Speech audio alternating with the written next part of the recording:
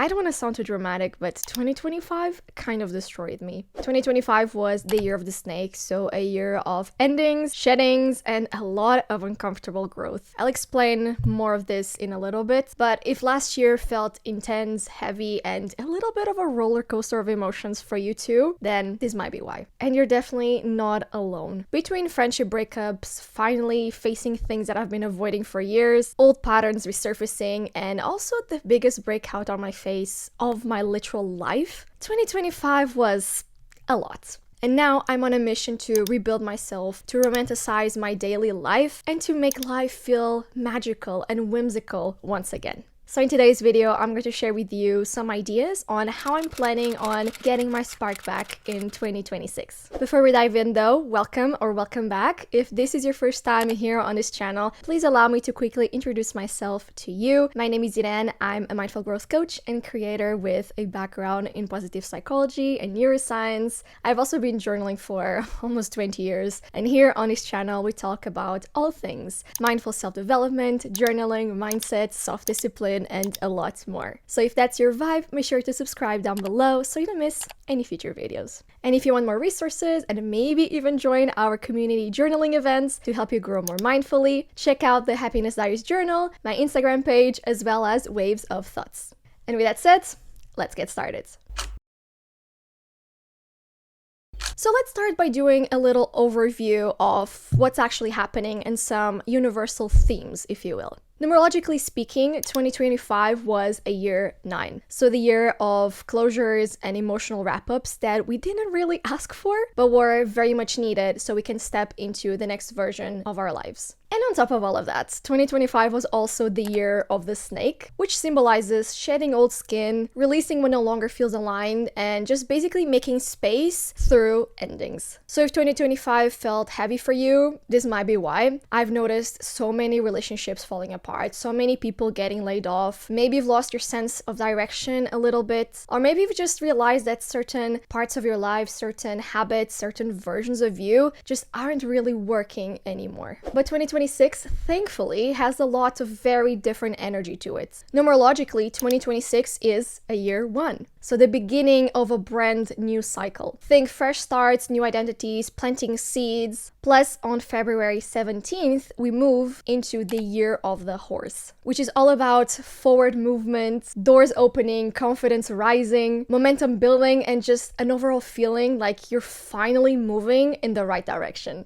That said, I still want to gently remind you that we are still in the peak of winter. So also, if the start of 2026 has felt a little laggy, a little too slow, a little foggy, maybe a little unproductive, that's because it was meant to be. January is for rest and hibernation and not rushing just because it's a new year. February is all about self-love, romance. March is when we prepare for the real new year. And then April, that's when you spring, pun intended, into action. So if you feel like you're falling a bit behind, maybe you're just overly tired, or like you're still almost recovering from everything that happened last year, I want you to know that actually you're right on time. Now, with all of this said, I want to share with you some ways that I'm planning on getting my spark back and just overall reconnecting with myself a little more to hopefully also give you some ideas and some inspiration on how you can also rebuild yourself and add a little bit more whimsy into your life.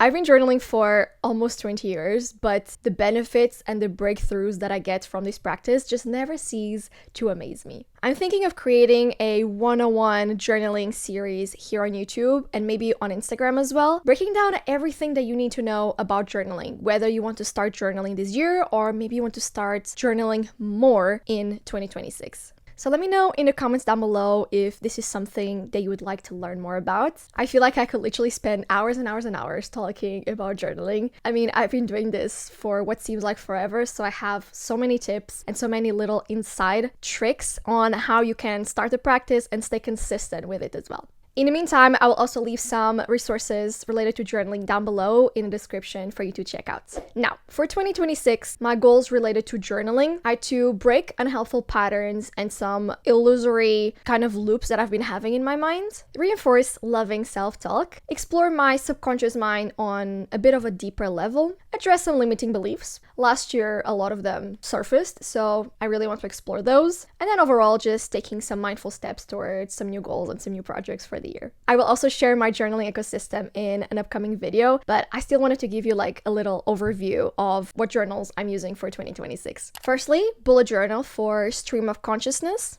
Secondly, a 2026 journal to plan and to document monthly.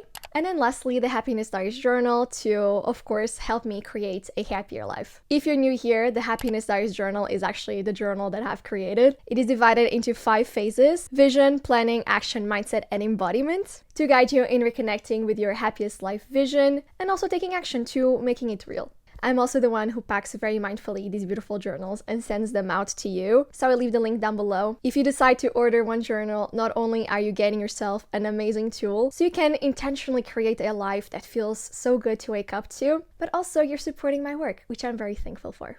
And then lastly, another journaling goal that I have for the year is to DIY my own version of the Louise Carmen / Traveler's Journal, sort of an inspired version of that. I've been seeing all of these beautiful letter cover journals all over social media, especially on Instagram, Pinterest, and Substack, and they are so beautiful, so I really want to make one for myself. Plus, as someone who is very creative, nothing screams more whimsy than getting playful and crafting something with your own hands.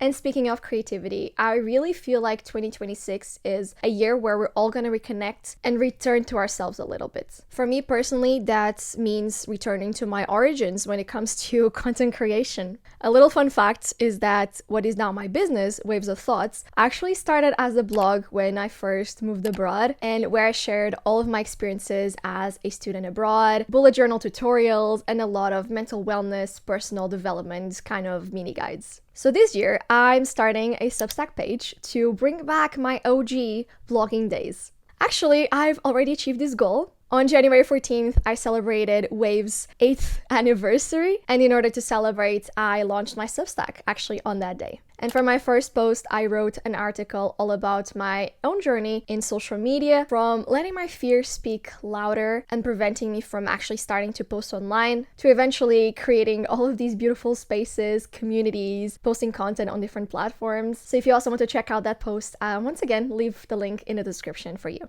In 2026, I also want to treat YouTube almost as a video diary to help me not only romanticize my life a little bit more, but also to document my own progress. Recently, I was looking back at old videos from my uni days, and they were so beautiful to watch and see what a completely different version of myself that girl on the screen was, but also to see how much confidence I've gained, even speaking to the camera. I remember when I started filming, I would always look here to decide where my viewfinder is, and now I'm just feeling so much more comfortable speaking to the camera. So seeing the progress documented on video, I think is such a beautiful thing, and I want to do that more this year. I also spent my teenage years watching random girls do their makeup tutorials, getting a glimpse of what life looked like on the other side of the globe because of vloggers, and I even attempted a few chubby bunny challenges myself, and I even had a mini vlogging series that I did with my brother. Of course, we never posted anything, but we did film. And lately, I've been feeling really called to create more on his platform, and in general just take a slower approach to content creation and focusing a lot more on longer form content, so YouTube, newsletter, Substack, things like that. So this year I'm not only returning to these original forms of content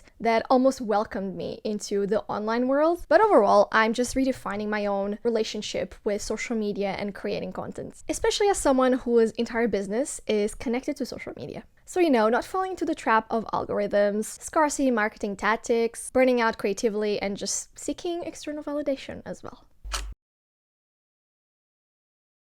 I saw this photo that said people in 1999 using the internet to escape reality and people in 2026 using reality to escape the internet, and I thought that was just too funny. I've already explained a little bit my own relationship with social media, but in 2026, I want to, in general, be a bit more mindful with my relationship with work, since I work online, and with technology overall. So for this, I'm setting up a few boundaries with myself. For example, keeping weekends work-free, unless I'm hosting one of our community events, which usually take place on a Saturday. Other than that, I've also set up a few focus modes on my phone that basically automatically turn on and block access to certain apps. If you have an iPhone and you want to set this up for yourself, you can go on to settings, focus modes, and then here on the top, you can press plus. As you can see, I've created 2 new modes. The first one is called recharge. It turns on at 6:30 p.m. every day, and it blocks off all social media notifications. And then the second one I've created is called sleep. It turns on at 9:15 p.m. and this one blocks off literally every single app, so I'm fully not disturbed. So my evenings without scrolling have been very, very cozy. Gym, slow self-care, cooking healthy meals, lots of journaling, meditating, but also reconnecting with my love for playing Sudoku. And of course, instead of downloading an app on my phone to play, I've actually gotten a little booklet to once again embrace this whole idea of 2026 year of the analog. Mindset work is great, but one of the lessons I've learned in 2025 is the power of connecting mind, body, and soul. Plus, as a girl who spent her entire life suppressing her emotions, one of the most interesting facts I've learned throughout my journey of becoming a psychologist/coach is the fact that your mind stores memories, but your body stores the sensory information and experience associated with said memories. So for this year, one of my goals is to more often drop into my body to release any stagnant energy, any repressed emotions, and also to overall just regulate my nervous system a bit more. One of the ways I really want to do this is by practicing yoga more often, whether that be practicing on my own, at home, maybe joining a studio, and to be honest, doing a yoga teacher training is not off the books either. But we'll see what the year brings. So this is how I'm reconnecting with myself and getting my spark back in 2026. If you take anything from this video, let it be this. Slow down, create intentionally, and give yourself permission to notice all the whimsy and magical things in your day-to-day life. If you stayed until this point of the video, I want you to comment down below the sparkle emoji to let me and others know that you're still here and that you're ready to make 2026 super whimsy.